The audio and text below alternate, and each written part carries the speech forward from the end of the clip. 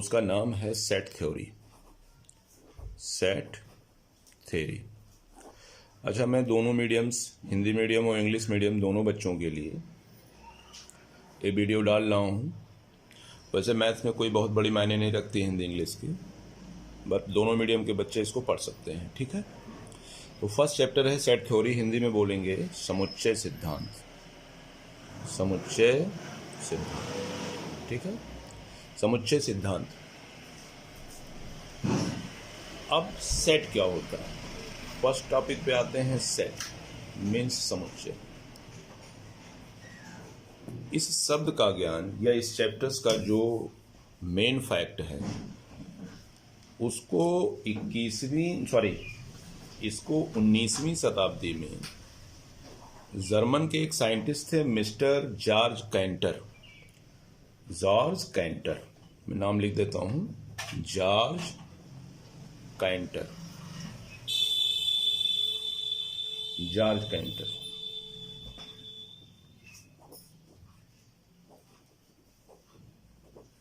George canter ने दिया था। और ये चैप्टर ऐसा है बेटा, इस चैप्टर्स के माध्यम से मैथमेटिक्स के बहुत बड़े बड़े ब्रांचों में इसका यूटिलाइज है। जैसे अपर क्लासेस में आप पहुंचोगे तो मिलेगा paper real analysis, real algebra. MSc पे लेवल पे पहुंचोगे तो एक चैप्टर मिलेगा टोपोलॉजी। तो काफ़ी यूटिलाइज है। प्लस आपके बोर्ड में सेकेंड ईयर में पूरा एक टॉपिक्स रिलेशन एंड फंक्शन है, जहाँ से लगभग 12 से 14 मार्क्स का बोर्ड में एग्जाम में क्वेश्चंस पुटअप किया जाता है। तो हर पॉइंट ऑफ व्यू से सेट थ्योरी बहुत इंपॉर्टेंट चैप्टर्स है और ये वास्तव में रियल मैथमेटिक्स है। ठीक है, तो चलिए इसके बारे में कुछ थोड़ा बहुत डिस्कस करते हैं। जॉर्ज कैंटर क्या कहे थे, अब विजय वर्मा भी कुछ कह रहे हैं, उनको भी आप लोग देख लीजिए। ठीक है, अब आगे आते हैं concepts of set. Concept of set, समुच्चय की संकल्पना। हिंदी में अंग्रेजी दोनों में लिख दे रहा हूं। समुच्चय की संकल्पना। संकल्पना आधा ला है ये। छोटा छोटा डिफिनेशंस है, बेसिक चीजें हैं, वैसे कोई खास नहीं है बट बताना जरूरी है। समुच्चय की संकल्पना, आप सुबह से शाम तक अपने दैनिक जीवन में सुबह से शाम तक आप सेट ही लगाते हो। कोई बच्चा टी शर्ट का सेट लगाता है, कोई बच्चा डिनर सेट लगाता है, कोई बच्चा रंगों का सेट लगाता है, कोई बच्चा जूतों का सेट लगाता है। तो जहां सेट शब्द आता है वहां से एक चीज का आपको ज्ञान होता है, संग्रह का। संग्रह मतलब कलेक्शंस की बात हो रही है। कलेक्शंस की बात हो रही है भाई। जब संग्रह करोगे, इकट्ठा करोगे, जूते का सेट लगाओगे, डिनर सेट लगाओगे, लेमन सेट लगाओगे, शूज का सेट लगाओगे, चश्मे का सेट लगाओगे, घड़ी का सेट लगाओगे, तो ये संग्रह ही तो कर रहे हो। कलेक्शन संग्रह है। तो कलेक्शंस जो शब्द आया, इसी के अकॉर्डिंग आपके सेट का डिफिनेशन तैयार हुआ। ठीक है, तो समुच्चय का जो रियल डिफिनेशन है वो संग्रह से निकला है। अब समुच्चय की डिफिनेशंस की बात करें तो समुच्चय की डिफिनेशन, समुच्चय को हिंदी में बोलते हैं समुच्चय, या इसी को कुलक बोलते हैं। हिंदी वाले बच्चे समझ लें कुलक, अंग्रेजी में वाले बच्चे समझ लें इसको सेट। सेट की जो परिभाषा है इसको आप लोग नोट भी कर सकते हैं। वस्तुओं के सुपरिभाषित संग्रह को, वस्तुओं के सुपरिभाषित संग्रह को, सुपरिभाषित संग्रह को, वस्तुओं के सुपरिभाषित संग्रह या समूह भी लिख सकते हो आप लोग। वस्तुओं के सुपरिभाषित संग्रह या समूह को समुच्चय कहते हैं। समुच्चय कहते हैं। ये डिफिनेशंस आप लोग नोट करिएगा, यहां से अगर करना होगा ये तो नहीं। समुच्चय कहते हैं। और दूसरी बात, समुच्चय को निरूपित करने के लिए हमारे पास कर्ली ब्रैकेट का यूज किया जाता है। किसी भी सेट को, किसी भी समुच्चय को निरूपित करने के लिए कर्ली ब्रैकेट, इस तरह से आप लोग लिख लीजिए। कर्ली ब्रैकेट बनाना भी सीख लीजिए। कर्ली ब्रैकेट ऐसे बनती है, कर्ली ब्रैकेट से डिनोट करते हैं। अंग्रेजी में इसी परिभाषा को आप लिख लीजिए, collection of well-defined collections of well-defined objects is called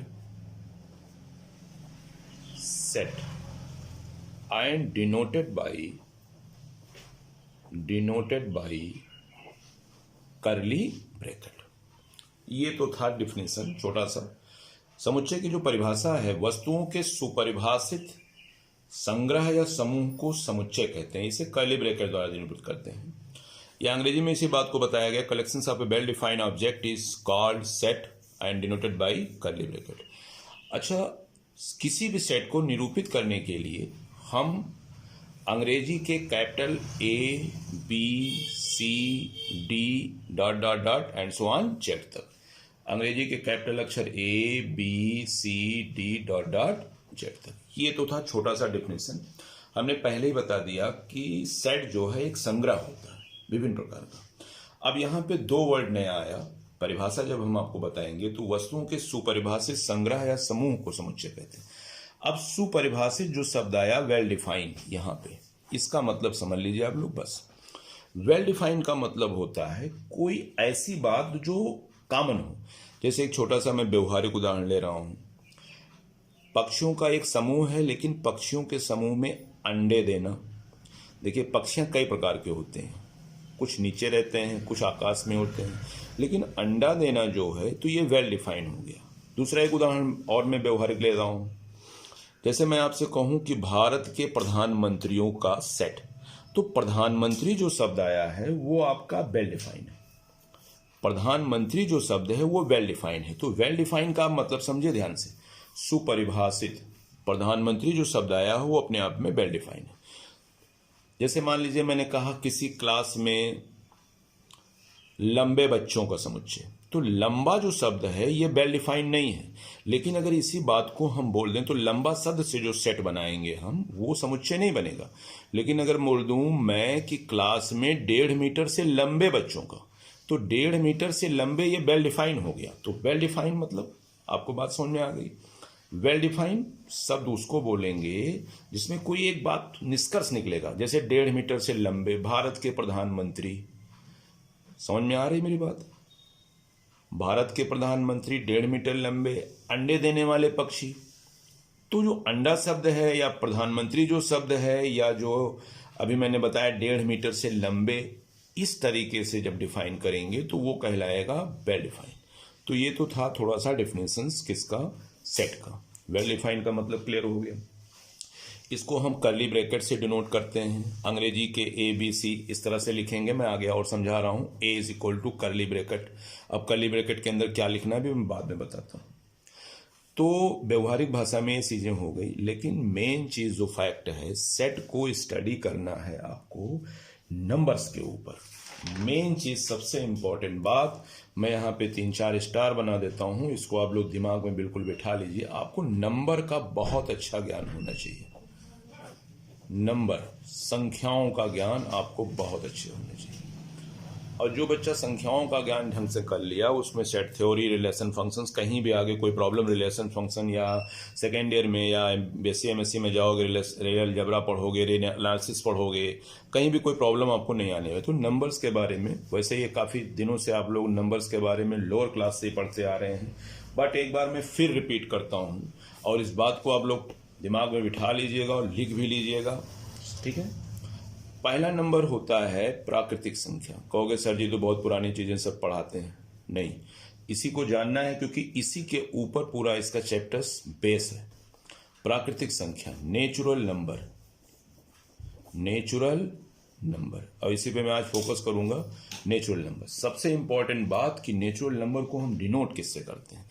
natural number को डिनोट करने का तरीका यन होता है। आई प्लस भी लिखते हैं, जेड प्लस भी लिखते हैं, और इस फैमिली के अंदर जो बंदे होते हैं 1 2 3 4 5 and so on plus up to infinite, ये होता है। देखिए सेट का सिंबल बनाया मैंने, 1 से स्टार्ट होगा प्लस इनफाइनाइट से जाएगा। नेचुरल नंबर को डिनोट किससे करते हैं, ये बात आपके दिमाग में बिल्कुल बैठ जाना चाहिए। एन, आई प्लस और जेड प्लस। दूसरी फैमिली होती है होल नंबर, इसको हिंदी में बोलते हैं पूर्ण संख्या। वैसे मैं बेसिक समझा रहा हूं, लेकिन अभी आगे कुछ नई चीजें मिलेंगी आपको। पूर्ण संख्या, whole number, whole number. Whole number को डिनोट करते हैं अंग्रेजी के कैपिटल W से, और इस फैमिली में स्टार्ट होंगे 0, 1, 2, 3, 4 dot dot dot plus up to infinite. Clear? Whole number. तीसरी जो फैमिली होती है बेटा, वो पूर्णांक होता है। पूर्णांक, पूर्णांक, इसको बोलते हैं हम इंटीजर। इंटीजर। अब इंटीजर में क्या होता है? इंटीजर को डिनोट करने के किसी किताब में आपको I मिलेगा, किसी किताब में आपको Z मिलेगा, तो आप लोग टेंशन में मत आइएगा। इंटीजर्स फैमिली में क्या क्या होता है? 0, 1, 2, 3, 4 dot dot dot plus infinite, -1, -2, -3 dot dot dot minus infinite, and so on. ये सेट होता है इंटीजर का। 0 से स्टार्ट होगा, 0, 1, 2, 3, 4 plus infinite, -1, -2, -3, -4 dot dot minus infinite. ये होता है इंटीजर की फैमिली। ठीक। अब इंटीजर में ही कुछ नियम्स और आते हैं। पॉजिटिव इंटीजर आता है, धन पूर्णांक जिसको बोलते हो, धन पूर्णांक।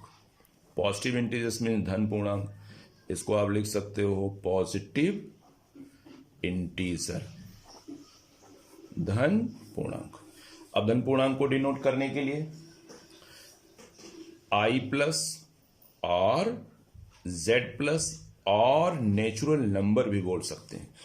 क्वेश्चंस में इसी के ऊपर बेस्ड मिलेगा, तो अभी से दिमाग में बिठा लीजिए कि कौन सी फैमिली को हम किससे रिप्रेजेंट करते हैं। अभी लोअर क्लास नहीं, आप लोग हायर क्लास में पहुंच गए हैं। I प्लस से या Z प्लस से या नेचुरल नंबर से। तो इसके अंदर फैमिली में कौन आएंगे? 1 आएगा, 2 आएगा, 3 आएगा, 4 आएगा, 5 dot dot dot plus up to infinite. ऐसे ही बेटा ऋण पूर्णांक होता है, ऋण पूर्णांक, negative integer, negative integer, negative integer. Negative integers को आप डिनोट करते हो I माइनस और Z माइनस। इस फैमिली के अंदर -1, -2, -3, -4 अप टू माइनस इनफाइनाइट तक चले जाएंगे। वैसे बेसिक चीजें मैं बता रहा हूं, लग रहा होगा सर ये क्या पढ़ा रहे हैं, लेकिन यही बेटा बेस है। ऋण पूर्णांक हो गया। अब नेक्स्ट आती है परमेय संख्या, वही पुरानी आप लोगों की जानी पहचानी परमेय संख्या। अंग्रेजी में बोलेंगे rational number, rational number. Rational number की फैमिली को डिनोट करने का जो तरीका है वो है आपका Q, और इस फैमिली के अंदर आएंगे P/Q जैसे नंबर, वेयर जहां Q does not equal to 0 है। और क्या क्या होगा? और P तथा ये जो P है ये Q, P और Q क्या होने चाहिए? पूर्णांक होने चाहिए। ये आपका परमेय संख्या। लाइक एज आप समझ सकते हो, मैं एग्जांपल छोटा सा दे दूं, 2/3, 5/7, -3/2 डॉट डॉट एटसेट्रा। मतलब डिवाइड वाले नंबर आज से बेसिक चीजें हैं, क्लास 8 में भी पढ़ा होगा। आपको मेन जानना यह है कि रेशनल नंबर को हम रिप्रेजेंट किससे करते हैं? तो Q से करते हैं। ठीक है, रेशनल नंबर को किससे रिप्रेजेंट करते हैं? Q से। अच्छा, अब रेशनल नंबर में भी दो केसेज होती हैं। अब अगर आपसे कह दिया जाए कि positive rational number, positive rational number, और यहां पे मैं रख दूं negative rational number, negative rational number. तो पॉजिटिव रेशनल नंबर को हम डिनोट करेंगे Q प्लस से, और निगेटिव रेशनल नंबर को हम डिनोट करेंगे Q माइनस से। तो बार बार ये समझा रहा हूं, Q प्लस है, इसका मतलब इसके अंदर सिर्फ पॉजिटिव वाले आएंगे। 2/3 आएगा, 7/5 आएगा, 8/9 आएंगे। निगेटिव वाले में -3/2 आएगा, -10/7 आएगा, एटसेट्रा, मतलब निगेटिव वाले आएंगे। तो रेशनल नंबर को रिप्रेजेंट करने का तरीका आपको समझ में आ गया। तो इतने नंबर्स हो गए, पॉजिटिव नंबर्स, निगेटिव नंबर्स, धन पूर्णांक, ऋण पूर्णांक, सारी चीजें पीछे से आगे तक ये क्लियर हो गई। अब नेक्स्ट आती है इरेशनल नंबर। इसकी बात करते हैं इरेशनल नंबर। यहां बच्चे कंफ्यूज रहते हैं। इरेशनल नंबर, इरेशनल नंबर की डिफिनेशंस और इसको डिनोट कर, इसको कहते हैं अपरमेय संख्या। अपरमेय संख्या, अपरमेय संख्या क्या होती है? आपर में संख्या की जो फैमिली होती है उसको डिनोट करने का तरीका कई किताबों में कई तरीके से मिलेगा। आप लोग ध्यान से देखिए, कहीं किताब में आई भी मिल सकता है, पी भी मिल सकता है, क्यू डैश भी मिल सकता है, या आपको मिल सकता है आर माइनस क्यू, ऐसे लिखा रहेगा।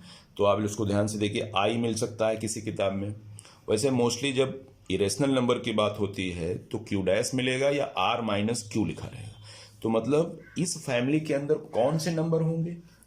तो आर माइनस क्यू या क्यू डैश या पी या आई, इस फैमिली को कहते हैं इरेशनल नंबर।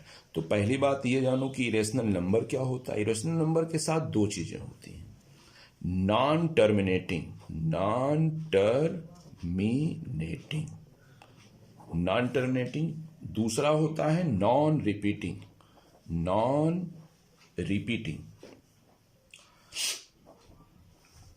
नॉन टर्मिनेटिंग और नॉन रिपीटिंग डेसिमल।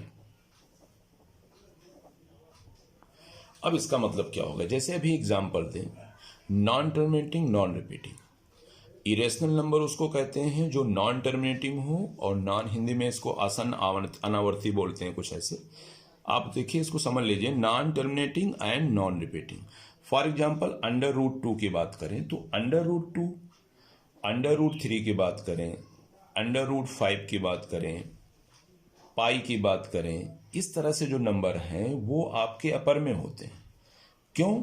ये नॉन टर्मिनेटिंग और नॉन रिपीटिंग मीन्स, जैसे मैं आपको दिखा रहा हूं, √2 की बात करते हैं, √2 की बात करते हैं तो √2 लिखा हुआ 1.414213562309 ऐसे आएगा। √3 की बात करें तो √3 आएगा बेटा 1.732050807807 इस तरह से आएगा। नेक्स्ट आते हैं पाई की बात करते हैं। पाई की बात कर ले, पाई आ जाएगा 3.141592653589 एटसेट्रा आएगा।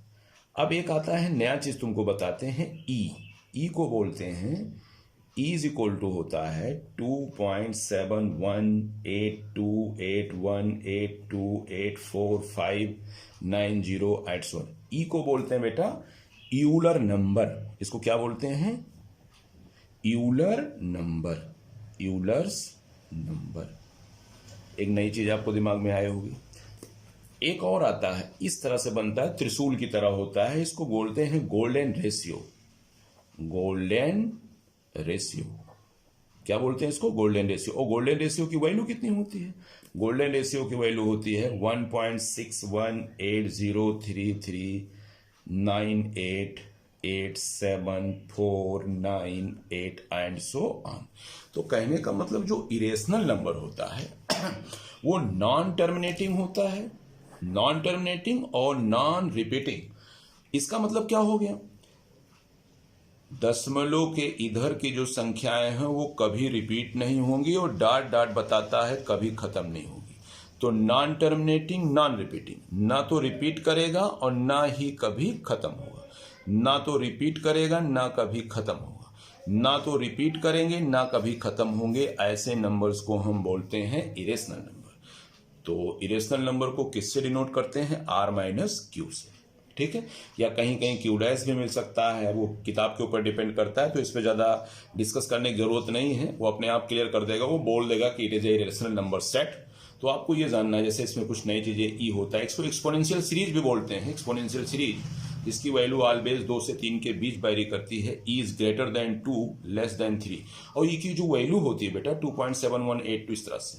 और ये गोल्डन रेशियो होता है, इसकी वैल्यू 1.61803398 इस तरह से। तो कहने का मतलब ये सारे के सारे नंबर्स हमारे, और वैसे मोस्टली हम छोटे क्लास में √2 जिसका वर्गमूल ना निकाल पाए बताया गया होगा, वो भी हमारे इरेशनल होते हैं। तो ऐसे भी समझे रहो थोड़ा हायर के इस तरीके से, तो इरेशनल नंबर हो गया। अब नेक्स्ट आती है लास्ट नंबर एक कॉम्प्लेक्स नंबर। सॉरी, पहले तो रियल नंबर जान लीजिए। एक होता है रियल नंबर, ये सबसे important, real numbers. Real number क्या होता है? रियल नंबर के सेट को डिनोट करते हैं कैपिटल आर से। और ये वो फैमिली होती है, रियल नंबर अपने अंदर नेचुरल नंबर को, होल नंबर को क्यू प्लस, क्यू माइनस, आई प्लस, आई माइनस और आर माइनस क्यू, मतलब पीछे जितने भी नंबर्स हमने आपको बताया है, पीछे जितने भी नंबर्स हमने बताया है, रियल नंबर्स इन सब को कलेक्शन करता है। मतलब रियल नंबर में पीछे जितने भी नंबर्स हैं हमने आपको बताया है वो सारे नंबर्स किस फैमिली में होते हैं, रियल नंबर में। तो रियल नंबर फैमिली बहुत बड़ी फैमिली होती है नंबर्स की। नंबरों का ही खेल है, मैंने फर्स्ट टाइम ही बता दिया है, पूरा चैप्टर्स नंबर का ही गेम है। तो नंबर के ऊपर एकदम बिल्कुल आप लोग कमांड कर लीजिए। तो real number the largest family, तो जितने नंबर आज तक हमने सीखा है, अभी पीछे भी मैंने समझाया है, उन सबको कलेक्शंस कौन करता है, रियल नंबर। ठीक है, natural number, whole number, positive integers, integer में भूल गया, इंटीजर भी लिख सकते हैं, रेशनल नंबर, इरेशनल नंबर, ये रेशनल नंबर है, पॉजिटिव रेशनल नंबर है, निगेटिव है, ये इरेशनल नंबर है, इन सबको कलेक्ट करेगा कौन, रियल नंबर। तो real number the largest family of number. एक और आता है, उसका नाम है complex number. Complex number, complex number, इसको हिंदी में बोलते हैं सम्मिश्र संख्या। सम्मिश्र संख्या, और इसको तो मैंने लिखा ही नहीं, इसको बोलते हैं बेटा वास्तविक संख्या। तो परिभाषा हमारी आवाज के साथ आप लोग लिख सकते हैं। कॉम्प्लेक्स नंबर क्या होता है, ये जो होता है नंबर्स की सबसे बड़ी फैमिली होती है, और इसको डिनोट किससे किया जाता है, सी से। और कॉम्प्लेक्स नंबर जो होता है वो रियल नंबर को भी कलेक्ट करता है। अब इस पे ज्यादा डिस्कशन नहीं करेंगे। कॉम्प्लेक्स नंबर को वास्तव में डिनोट किया जाता है ए प्लस आई बी, ए मैं बाद में बताऊंगा ये सब सारी चीजें। सिर्फ आपको यहां पे ध्यान में रखना है कि complex number is the largest family of number. Complex number अपने अंदर रियल नंबर को भी रख लेता है, और रियल नंबर सबको रखे रहता है, इसका मतलब कॉम्प्लेक्स नंबर द हाइएस्ट, ठीक है, लार्जेस्ट नंबर ऑफ फैमिली। तो सबसे बड़ा परिवार जो होता है वो कॉम्प्लेक्स नंबर के अंदर रियल नंबर भी आते हैं। तो इतना देर डिस्कस करने के बाद एक निष्कर्ष निकला। यहां पे मैं बेसिक चीज इसलिए इतना डिटेल समझा रहा हूं क्योंकि अगर ये बातें, अगर नंबर्स के बारे में सब चीजें भूल जाइएगा, लेकिन एक चीज मेरी याद रखिएगा कि कौन से नंबर को किससे डिनोट किया जाता है। कॉम्प्लेक्स नंबर को सी से, रियल नंबर को आर से, रेशनल को किससे, परमेय संख्या को किससे, पॉजिटिव इंटीजर्स, नेगेटिव इंटीजर्स, इस तरह से सारी चीजों को आप लोग दिमाग में बिठा लीजिएगा। ठीक है, इसके बाद इनका तो इंट्रोडक्शन था, इसके बाद शुरू होती है आपकी सेट। ठीक है, तो नेक्स्ट वीडियो में बताते हैं इसके बाद।